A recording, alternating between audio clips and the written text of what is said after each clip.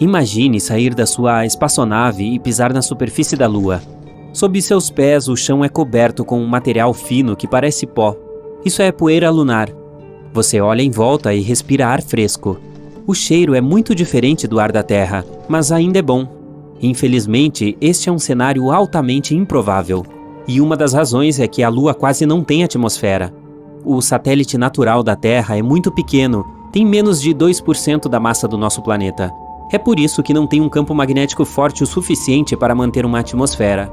Mas mesmo que a Lua tivesse uma, os ventos solares a afastariam imediatamente. Mas se você pudesse visitar a Lua 3 ou 4 bilhões de anos atrás, haveria uma imagem muito diferente. Naquela época, nosso satélite provavelmente tinha uma atmosfera. Ela se formou no período em que grandes erupções vulcânicas estavam agitando o satélite. Os gases se espalharam por toda a superfície, e isso aconteceu tão rápido que eles nem tiveram tempo suficiente para escapar para o espaço. Naquela época, a superfície lunar era coberta de bacias cheias de basalto vulcânico. Imaginem, gigantescas nuvens de magma voando alto no ar, caindo no chão, formando córregos de lava. Foi assim que as bacias de basalto surgiram na superfície lunar. Em dado momento, cientistas analisaram as amostras trazidas da Lua. Eles descobriram que os córregos de lava continham não apenas monóxido de carbono e enxofre, mas também o elemento fundamental, que é a água. Graças a essas amostras, os pesquisadores conseguiram calcular a quantidade de gás que subiu e formou a atmosfera. Ela ficou mais espessa há cerca de 3,5 bilhões de anos e existiu por aproximadamente 70 milhões de anos.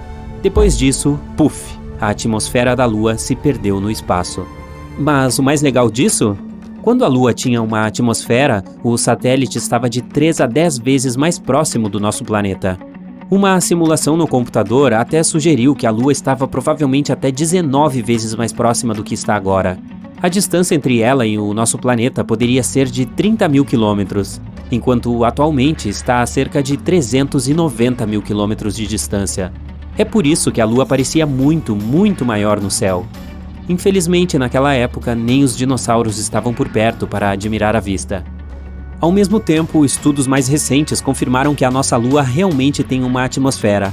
Ela é composta principalmente de hidrogênio, neônio e argônio, e contém alguns gases muito incomuns, como o potássio ou sódio. Você não pode encontrá-los, digamos, nas atmosferas de Marte, Vênus ou da Terra. Infelizmente, uma atmosfera assim não é adequada para nós, criaturas dependentes de oxigênio. Mas adivinhem, há muito oxigênio na Lua. Eu sei, deve soar confuso, mas o problema é que esse oxigênio não está em sua forma gasosa mais comum. Não, ele está preso na camada de rocha e poeira que cobre a superfície de lá. Essa camada é chamada de regolito e contém até 45% de oxigênio. Então, isso significa que se aprendêssemos a extrair esse oxigênio, seríamos capazes de viver na Lua? Não tão rápido. O oxigênio nessas rochas está fortemente ligado aos minerais. E para separar esses componentes, precisaríamos de toneladas de energia e equipamentos especiais. Mas se conseguíssemos iniciar esse processo, a Lua teria bastante oxigênio. Existe uma teoria de que a Lua pode ter se formado durante uma colisão entre a Terra e outro planeta. Este planeta deve ter sido menor, do tamanho de Marte. Isso provavelmente aconteceu cerca de 4,5 bilhões de anos atrás. Outra teoria afirma que a Lua costumava ser um asteroide ou algum outro corpo errante. Ela se formou em algum outro lugar do Sistema Solar e, quando passava pela Terra, foi apanhada pela gravidade do nosso planeta.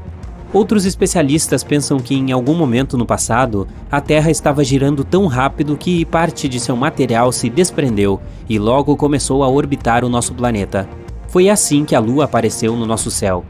E a teoria menos empolgante afirma que o satélite natural da Terra pode simplesmente ter surgido junto com a Terra durante a formação do nosso planeta. Atualmente, a Lua é o quinto maior satélite natural do Sistema Solar. É também um dos mais densos, perdendo apenas para o satélite Io, de Júpiter. Muito provavelmente, a Lua tem um núcleo minúsculo, que não é maior do que 2% da massa do satélite. Com cerca de 676 km de largura, ele consiste principalmente de ferro e enxofre. A superfície lunar é escura, embora o satélite natural da Terra seja o objeto mais brilhante no céu noturno. Na realidade, ela reflete um pouco mais do que o asfalto. Você pode ter ouvido que a Lua, junto com o Sol, causa marés nos oceanos e mares da Terra. A atração gravitacional do satélite cria algo chamado força de maré. Isso faz a água se projetar nas partes mais próximas da Lua e mais distantes do satélite. Essas saliências são o que conhecemos como marés altas. Mas o que poucas pessoas sabem é que a Lua também faz com que as rochas subam e desçam, assim como acontece com a água. Claro, esse efeito não parece tão dramático quanto as marés oceânicas, mas ainda é perceptível. A superfície sólida da Terra se move cerca de 2,5 cm a cada maré. A Lua não apenas causa marés no nosso planeta, como também diminui sua rotação. Esse fenômeno é conhecido como frenagem de maré, e isso aumenta a duração do dia na Terra em um pouco mais de 2 milissegundos a cada 100 anos. A Lua também está se afastando da Terra, na mesma proporção em que suas unhas crescem. Isso é cerca de 4 centímetros por ano. Você realmente deveria cortá-las. Se um dia ela sair flutuando pelo espaço, nosso planeta passará por tempos difíceis. Sem a força estabilizadora da gravidade da Lua, a inclinação da Terra começaria a mudar descontroladamente, de nenhuma inclinação, ou seja, sem as estações, até uma grande inclinação, resultando em condições climáticas extremas. Como a Lua não tem atmosfera, nada a protege de temperaturas extremas. Fica incrivelmente frio no lado noturno, chegando a menos 234 graus Celsius.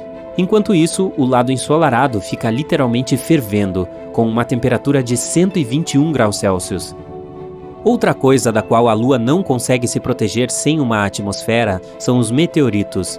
É por isso que a superfície do satélite é cheia de crateras. Para a comparação, existem cerca de 190 crateras de impacto identificadas no nosso planeta. Muitas delas estão escondidas pela vegetação ou cobertas de água. Mas se falarmos da Lua, o número é muito maior, são vários milhões, e cerca de 5.000 delas têm mais de 20 quilômetros de diâmetro. A Lua é menos sismicamente ativa do que a Terra, por isso essas crateras e outras formações antigas permanecem em perfeitas condições por séculos. Mas mesmo que a superfície lunar esteja praticamente adormecida, o satélite natural da Terra ainda tem lunamotos. Eles começam vários quilômetros abaixo da superfície. Uma teoria sugere que eles podem estar acontecendo, porque a Lua está encolhendo à medida que seu interior está esfriando. Os cientistas dizem que a Lua se tornou cerca de 45 metros mais fina do que costumava ser há várias centenas de milhões de anos. Então, como isso funciona? Imagine uma uva se transformando em uma uva passa. Ela vai enrugando enquanto encolhe. O mesmo está acontecendo com a Lua. Ela vai encolhendo e vai enrugando. Mas, ao contrário da uva, a Lua não tem uma casca flexível. Sua superfície é dura e quebradiça. Então, à medida que fica menor, sua crosta racha e quebra. Seus pedaços são empurrados sobre as partes vizinhas. Os pesquisadores têm quase certeza que essas falhas ainda estão ativas e provavelmente são responsáveis pelos tremores que abalam a Lua. Alguns deles são muito fortes, de até 5 na escala Richter. Quando olha para a Lua, você sempre vê o mesmo lado do satélite natural da Terra. Assim como o nosso planeta, ela gira em torno do seu próprio eixo, mas esta rotação dura cerca de 27 dias. Esse é o mesmo tempo que a Lua precisa orbitar a Terra.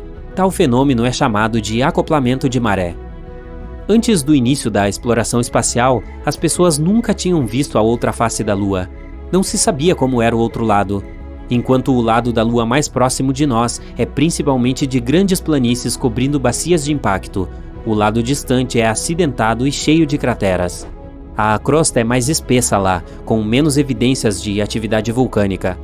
A propósito, a Lua não é perfeitamente redonda ou esférica. Ela tem a forma de um ovo. Quando você está olhando para ela, uma de suas pequenas extremidades está sempre apontando para você.